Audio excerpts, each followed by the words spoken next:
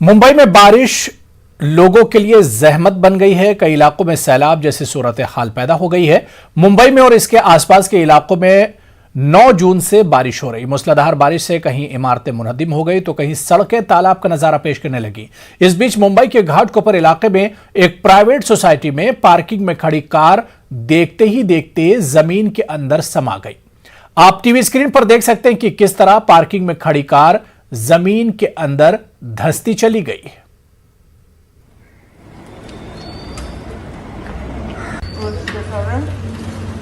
Oh shit!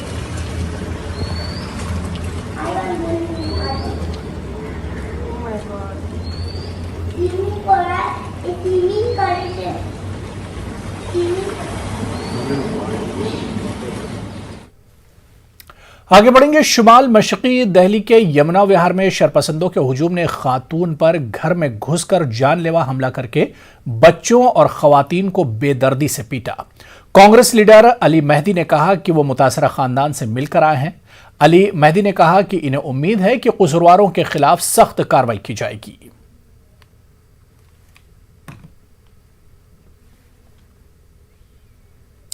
Delhi के कालिंदी कुंज में गुज़िश्ता शब Rohingya पनाहगुज़ीनों की झुग्गी झोपड़ियों में भयानक आग लग गई, जिसमें तमाम की तमाम झुग्गियां जलकर खाकिस्तर हो गई।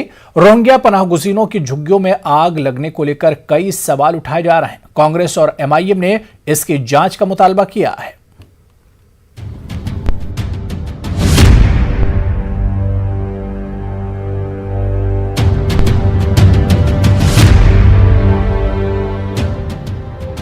रोहिंग्या पनाहगुज़ीनों के कैंप की ये तस्वीर बताती है कि आग कितनी भयानक थी।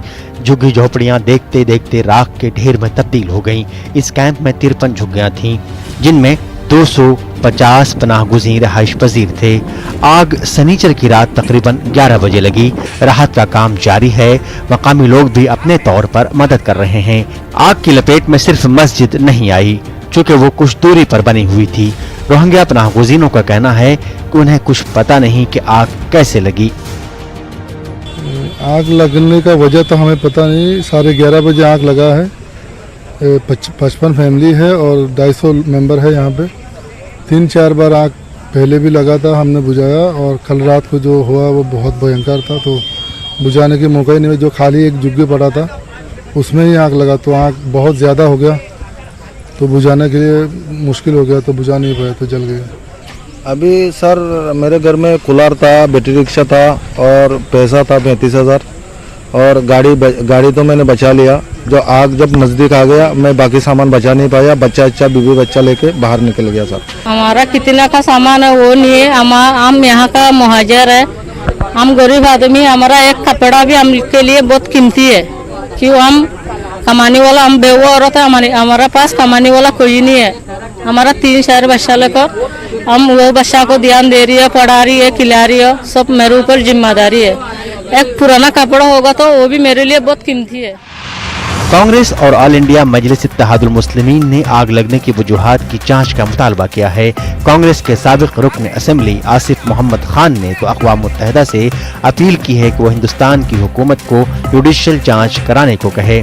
तो वहीं एमआईएम ने आग लगने पर खदशा जाहिर करते हुए एसडीएम और दिल्ली पुलिस के जरिए जांच की मांग की है।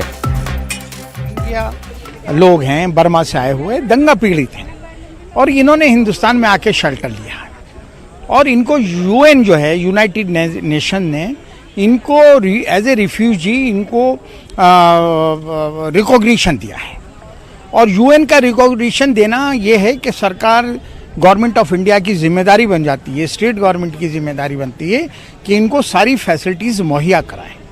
कि देखिए ये कोई घुसपैठिया नहीं है, ये यूएन के रिकॉग्नाइज रिफ्यूजी हैं। देखिए यहाँ गरीब इंसानियत के घर जले, उनके लिए हम लोग खाना लेकर आए हैं। ये उसके अलावा जहाँ तक जांच का मामला है, तो कल शाम को यहाँ कुछ लोग आए थे, उन्होंने धमकी भी दी थी। तो ये यहाँ का लोकल एसडीएम, लोकल पुलिस इसकी जांच करे, क्योंकि ये लोग एक तो रोहिंग्या कम्युनिटी है, अपने मुल्क से सताए हुए हैं, दूसरा ये यूएनओ की परमिशन से यहाँ पे हैं।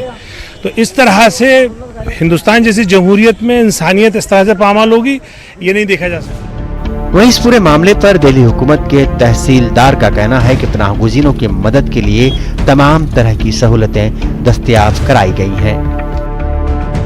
हमारे यहाँ team DM office south east से रात से लगी हुई है और यहाँ पे पानी और खाने की व्यवस्था कर दी गई है और अभी इनके लिए जो भी टेंट की जो सुविधा है उसमें भी लगे हुए हैं, वो भी हो जाएगी। हमारी तरफ से इनके लिए मतलब जो भी सारी सुविधाएं हैं वो उपलब्ध कराई जा रही है। इस पूरे मामले का एक पहलू ये भी है कि ये पनाहगुजी पहले पास में ही ज़कात फाउंडेशन ऑफ इंडिया के प्लॉट में रह रहे थे। वहां पर आग लगने के बाद इस जगह पर मुंतकिल हुए थे, लेकिन पनाहगुजी कैंप की ये जमीन उत्तर प्रदेश के महकमे आबपाशी की है। यही वजह है कि दिल्ली इंतजामिया के अलावा मौके पर उत्तर प्रदेश के अफसरान भी जमीन खाली कराने के लिए यहाँ पहुँच गए। फिलहाल राहत का काम जारी है। फिलहाल इस पूरे मामले पर दिल्ली पुलिस कुछ भी नहीं कहना चाहती। सिर्फ दिल्ली पुलिस का ये कहना है अभी इस मामले में जांच चल रही है कि आखिर आग कैसे लगी थी और बार बार आग क्यों लगती रहती है। इस सवाल का जवाब किसी के पास भी नहीं है, क्योंकि देखा जाए तो इस पूरे मामले में कई बार रोहिंग्या का जो कैंप है वहां पर आग लग चुकी है। कैमरामैन तक की जैन के साथ खुर्रम शहजाद, न्यूज़ 18 दिल्ली। खबर कर्नाटक से, जहां कोरोना टीकाकारी की मुहिम में तेजी लाने की जरूरत है। बेंगलुरु में कर्नाटक प्रदेश कांग्रेस कमेटी के तर्जुमान आगा सुल्तान ने बात कही। उन्होंने कहा कि तेजी से टीकाकारी करने से ही कोरोना को हराया जा सकता है। देखिए, वैक्सीनेशन का ड्राइव जो गवर्नमेंट ऑफ कर्नाटक का लास्ट मंथ वो सो रहे थे, कांग्रेस उनको जगाई। कर्नाटका प्रदेश कांग्रेस कमेटी ने जब यूनिवर्सल फ्री वैक्सीनेशन का मुद्दा उठाया, इन लोग जाग उठे। Thanks to KPCC and its president DK Shivakumar ji, उन्होंने और पूरी टीम ने हर तालुक में यूनिवर्सल फ्री वैक्सीनेशन का जब मुद्दा उठाया तो गवर्नमेंट ऑफ कर्नाटका और मोदी जी भी सोचे हाँ ये बहुत अहम बात है, तो उन्होंने 75% प्रोक्योरमेंट करने का वादा किया। 25% for the private sector, 75% for the government sector. उलमा, हुफाज, आइम्मा और खतीबों की बड़ी जमात ने हर तरह के खदशात को रद्द करते हुए हैदराबाद के इलाके कामाटीपुरा हेल्थ सेंटर में कोविशील्ड वैक्सीन ली। उलमाए दीन ने अवाम से वैक्सीन लेने की अपील की। आलिम दीन मोहम्मद अनवार अहमद ने बताया कि कोरोना वायरस एक आलमी वबा है, इससे बचने का वाहिद रास्ता वैक्सीन है। उन्होंने कहा कि बीमारी से बचने के लिए इस्लाम में एहतियाती तौर पर दवा लेने की इजाज़त है। उन्होंने कहा कि अवाम में वैक्सीन के ताल्लुक से कई गलत फहमियां हैं जिसे दूर करने की ज़रूरत है। इस्लाम में एहतियाती तौर पर दवा इस्तेमाल करने की इजाज़त है। ये जो कोरोना वायरस है कोई इलाक़ाई ये मुकामी वबा नहीं है, बल्कि एक आलमी वबा है। पूरी दुनिया में इसके तहफ़्फ़ुज़ के लिए दो तरीक़े बहुत मौसर हैं। एक है समाजी फ़ासला और दूसरा वैक्सीनेशन। वैक्सीनेशन के सिलसिले में बेवजह के ख़दशात को ख़त्म कीजिए और मैदान अमल में आकर वैक्सीन लीजिए ताकि आप कोविड के ख़ात्मे में अपना हिस्सा अदा कर सकें।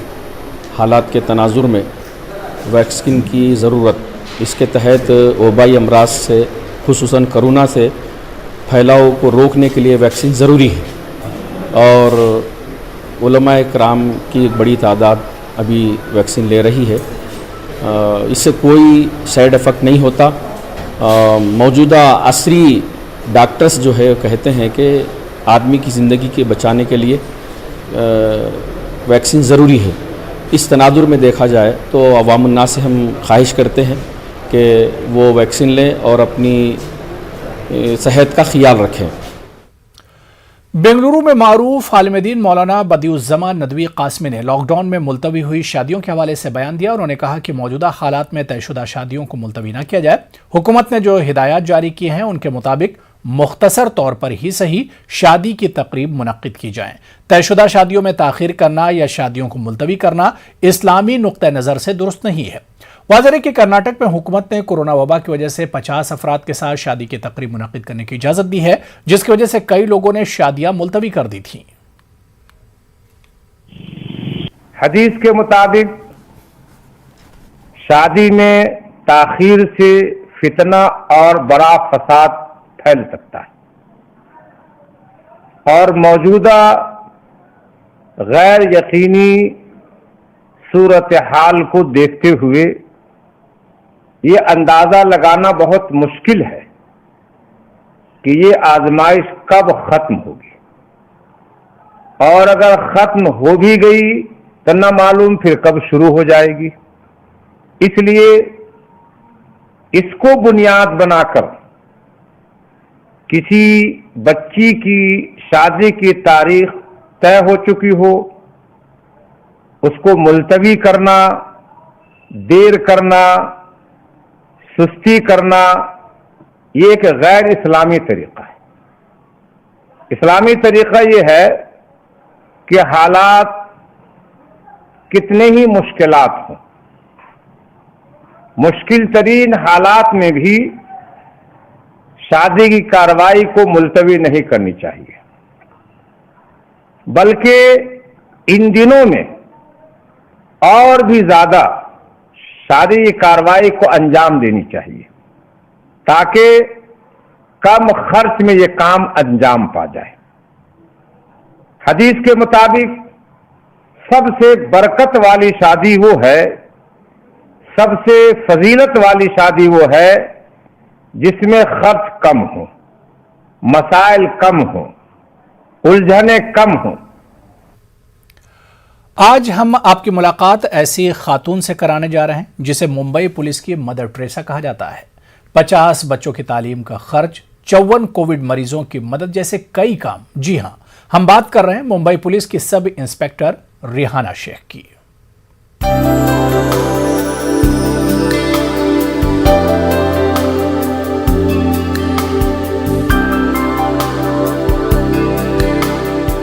ऐसे कई पुलिस एहलकार होते हैं जो अपनी ड्यूटी से अलग हटकर लोगों की मदद करते हैं। मुंबई पुलिस में ऐसी एक सब इंस्पेक्टर हैं जिन्होंने इंसानियत की बेहतरीन मिसाल कायम की है। 40 साल की रिहाना शेख ने 50 बच्चों की तालीम का जिम्मा ले रखा है। कोविड के इस दौर में तकरीबन 54 लोगों को प्लाज्मा, खून और अस्पताल में दाखिल कराने जैसी जिम्मेदारियां निभाई। इनकी इस खिदमत को देखते हुए मुंबई के पुलिस कमिश्नर ने इन्हें एजाज से भी नवाजा। रिहाना ने रायगढ़ के एक स्कूल के बच्चों का 10वीं तक की तालीम का खर्च उठाने का यकीन दिलाया है। रिहाना जब इस स्कूल में पहुंची तो देखा कि कई बच्चे ऐसे थे जिनके पैरों में चप्पल तक नहीं थी। रिहाना कहती हैं कि एक साथी की मां को इंजेक्शन की जरूरत थी, इसके लिए इन्होंने काफी मशक्कत की और कामयाबी मिली, जिसके बाद इन्हें हौसला मिला और लोगों की मदद करने का इन्होंने काम शुरू किया। मैंने अभी तक मुंबई पुलिस कोविड हेल्पलाइन से मुझे मैसेज आता था कि जिसको प्लाज्मा चाहिए तो मुंबई पुलिस में जो भी पुलिस वाले हैं और उनके रिलेटिव है उनके लिए जिनको प्लाज्मा चाहिए तो मुझे वहाँ से कंट्रोल से मैसेज आता था। तो अभी तक मैंने 32 लोगों को प्लाज्मा अवेलेबल करके दिया है मुंबई पुलिस के, और 22 है वो पब्लिक है। तो टोटल मैंने 54 लोगों को प्लाज्मा अवेलेबल करके दिया है।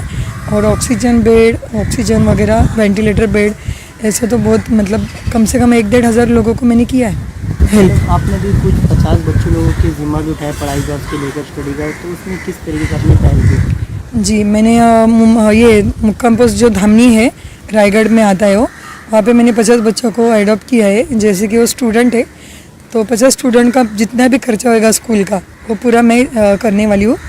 तो मैंने 50 बच्चों को एडॉप्ट किया है।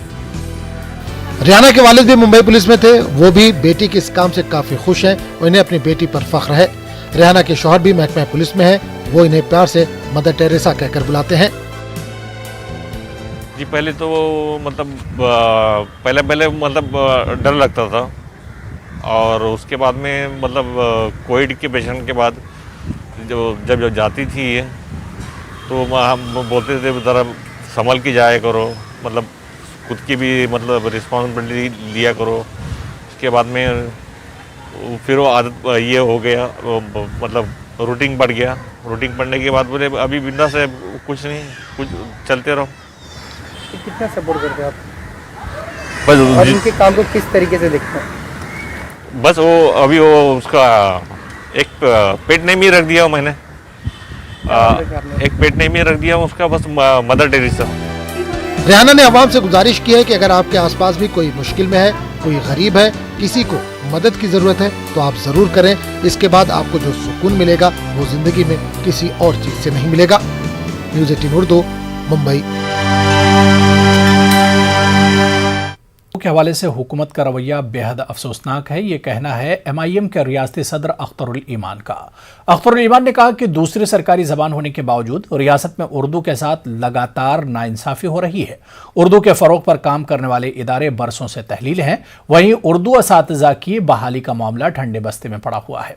एक तरफ हुकूमत सबके साथ इंसाफ करने का दावा करती है, दूसरी तरफ मुहिब्बान उर्दू के मुतालबात को लटका कर रखा गया है। अख्तरुल ईमान ने न्यूज़ 18 से बात करते हुए कहा कि उर्दू एकेडमी, उर्दू मशावरती कमेटी और उर्दू लाइब्रेरी को फौरी तौर पर तश्कील किया जाए, साथ ही साथ स्कूलों में उर्दू असामियों को पुर किया जाए। देखिए, सवाल यह है कि बिहार में उर्दू दूसरी सरकारी ज़बान है और उर्दू की सिर्फ हिफाजत ही नहीं बल्कि उसकी तरवीज व असात, उसकी तरक्की हुकूमत की जिम्मेदारी है। लेकिन न जाने क्यों पिछले कई सालों से उर्दू मसावती कमेटी हो या उर्दू एकेडमी हो, अब तक तश्कील का मामला सामने नहीं आया। दूसरी तरफ उर्दू लगभग 12,000 से ज़्यादा TT किए हुए लड़के डंडे खा रहे हैं सड़क पर, और मैं दावे के साथ कह सकता हूं कि उर्दू आबादी और उर्दू बच्चों के तनासुब को अगर सामने में रखा जाए तो तकरीबन 1 लाख उर्दू की नशिस्तें बनती हैं टीचरों की। चूँकि प्राइमरी तालीम बच्चों को उर्दू में देनी है, अगर तमाम तर सब्जेक्ट की तालीम दी जाए तो इसकी तादाद और बढ़ जाएगी। लेकिन अगर फ्री स्कूल भी दिया जाए तो तकरीबन 1 लाख की वैकेंसी है और 12,000 बच्चे अब तो डंडे खा रहे हैं, इनकी बहाली अमल में नहीं आई है। वज़ीर आला मोहतरम जो तरक्की और इंसाफ दोनों का दावा करते हैं, तो मैं समझता हूं कि उर्दू के साथ इंसाफ भी होना चाहिए, उर्दू के साथ तरक्की का जो पैमाना तय करें आप, उस तरक्की की तरफ उर्दू को गामजन भी करना चाहिए। गाजियाबाद के थाना लोरी बॉर्डर इलाके के बलराम नगर में 2 दिन कबल बुजुर्ग जोड़े के कत्ल का पुलिस ने इंकशाफ किया है। पुलिस की जांच से पता चला कि बेटे ने ही तार से गला घोंटकर अपने वालिदैन का कत्ल कर दिया। पुलिस के मुताबिक कातिल बेटे से सारी जायदाद पर कब्जा जमाने के लिए यह इंतहाई इकदाम किया। पुलिस ने कातिल बेटे रवि को गिरफ्तार कर लिया है। 11 जून को एक सूचना मिली थी शाम को कि एक बुजुर्ग दंपति, इनकी उम्र 70 और 63 वर्षीय थे दोनों। इसमें जो पुरुष थे उनका नाम सुरेंद्र सिंह ढाका था और उनकी पत्नी श्रीमती संतोष ढाका। इन दोनों की ही डेड बॉडी इनके घर में बलराम नगर D ब्लॉक में ग्राउंड फ्लोर पे और फर्स्ट फ्लोर पे दोनों की बॉडी मिली थी। इसके प्रॉपर्टी का इशू काफ़ी समय से चल रहा था। इसके छोटे भाई की डेथ के बाद से ये चाह रहा था कि ये प्रॉपर्टी में ज़्यादा शेयर इसको मिले, लेकिन जो इसके माता पिता थे वो चाहते थे कि जो इनका बेटा जो मृतक था उसकी पत्नी को, उसके बच्चों को थोड़ा ज़्यादा शेयर मिले। उस बात से ये नाराज़ था और उसी कारण से इसको पैसे की तंगी भी रहती थी। इसी कारण से प्लान इसके दिमाग में था, लेकिन उस समय इसने 1 आध दिन पहले ही लगभग इसने प्लान बनाया था, जैसे कि इसने पूछताछ में बताया, और इसके बाद इसने प्लानिंग के अकॉर्डिंग दोनों ही बुजुर्ग। हैदराबाद में यूट्यूब चैनल चलाने वाली खातून सहाफ़ी नाहिदा कादरी के इक़दाम खुदकुशी मामले में समाजी कारकुन सैयद सलीम को गिरफ्तार कर लिया गया है। फेसबुक पर एक खातून सहाफ़ी और उसके घर वालों के खिलाफ नाजेबा रिमार्क्स करने पर बेइज्जती महसूस करते हुए मज़कूरा खातून सहाफ़ी ने नींद की गोलियां खाकर खुदकुशी की कोशिश की। यह वाक़या पुराना शहर हैदराबाद के इलाके चंदनारायण गुट्टा पुलिस स्टेशन के हुदूद में वाक़े गुलशन इकबाल कॉलोनी में हफ्ते की रात पेश आया। खातून को तशवीशनाक हालत में कंचन बाग के एक खानगी अस्पताल में भर्ती कर दिया गया। पुलिस इस वाक़े में सैयद सलीम से पूछताछ कर रही है। सैयद सलीम डबल प्रे करने वाला है, बूढ़े इंसान जो है सैयद सलीम, उसकी वजह से आज मैं सुसाइड कर रही हूँ, क्योंकि मेरे 3 बच्चे हैं, मेरी 2 बेटियां हैं बड़ी। सैयद सलीम के गंदे वीडियोस और गंदे फोटोज जो मेरे बारे में अपलोड कर रहा है, उसकी वजह से मेरे बच्चों की ज़िंदगी ख़राब हो रही है। यहाँ तक कि मेरे घर की हालत ख़राब हो रही है, मेरे घर का माहौल ख़राब हो चुका है, मेरे बच्चों की ज़िंदगी ख़राब हो रही है। सैयद सलीम के बारे में मैं सोचते सोचते खाना पीना उठना बैठना सब खत्म हो चुका है मेरा। मुझे रातों में नींद नहीं आ रही, मैं डिप्रेशन में जा रही हूँ उसकी बातें सुनकर। जिस तरीके से वो बातें कर रहा है, बेडशीट बिछाता है, मेरे साथ सोना है, मेरे साथ गंदी बातें कर रहा है, यहाँ तक कि ये भी कह रहा है कि मैं गलीज़ औरत हूँ, मुझे कई लोगों के साथ मैं गलत हरकतें कर चुकी हूँ, मेरे बारे में उसके पास अलग अलग वीडियो से गंदी गंदी बातें कर रहे हैं। मैं उससे बेजार आ चुकी हूँ। रोज की नई लाइव डालता है, रोज एक नया लाइव डालकर रोज एक नई बात करता है मेरे बारे में। उसके कई पेजेस से फेक पेजेस बनाकर मेरे वीडियोस अपलोड करता है, फिर बोलता है कि मेरा वो पेजेस से कोई ताल्लुक नहीं है। सैयद सलीम खुद अपनी आईडी पे, खुद अपने फेसबुक पे, खुद अपने यूट्यूब पे तक मेरी फोटो लगाकर अपलोड कराया वीडियो पे, यूट्यूब वीडियो पे। उस पे उसका खुद का यूट्यूब चैनल है जिसमें उसने मेरी फोटो लगाकर वीडियो अपलोड किए हैं। टिशू मैन, बेडशीट मैन, फला फला और भी कई नाम है। हैदराबाद बस नाम ही काफी, ऐसे कई नामों लेकर मुझे बदनाम कर रहा है। इसी वजह से आज मैं सुसाइड कर रही हूँ। मेरी हिम्मत खत्म हो चुकी है। मेरे घर के तबाही में अपनी आंखों से नहीं देख सकती। आगे बढ़ेंगे। एनडीए के हामी और शिव संग्राम पार्टी के सदर विनायक मिटे इन दिनों मराठा रिजर्वेशन के मुद्दे पर रियासतगीर मुहिम चला रहे हैं। औरंगाबाद में एक प्रेस कॉन्फ्रेंस से खिताब में मिटे ने कहा कि 26 जून से मराठा रिजर्वेशन तहरीक में शिद्दत लाई जाएगी और हर महाज पर रियासती हुकूमत का घेराव किया जाएगा। इस मौके पर शिव संग्राम के सदर ने मुसलमानों को लुभाने की कोशिश करते हुए दावा किया कि कांग्रेस एनसीपी ने हमेशा मुसलमानों को इस्तेमाल किया है। वाकई अगर मुसलमानों को उनका हक चाहिए तो उन्हें शिव संग्राम के साथ आना होगा।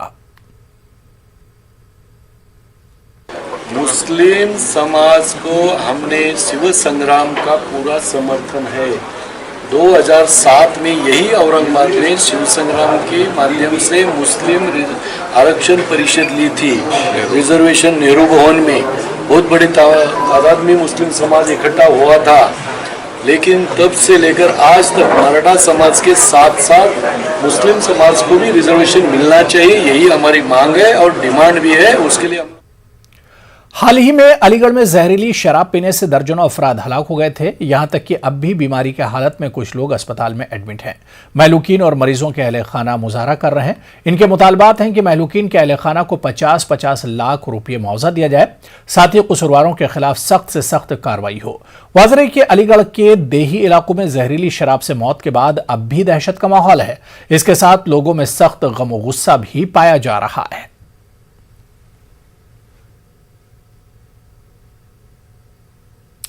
नेटवर्क 18 फेडरल बैंक संजीवनी गाड़ियां पूरे मुल्क में कोरोना वायरस से मुतासर अजला में गश्त कर रही हैं। वैक्सीन की अहमियत के हवाले से बेदारी लाने की हमारी कोशिशों को आपकी तायद की अशद जरूरत है। आइए एक नजर डालते हैं कि संजीवनी गाड़ियां किन इलाकों में हैं।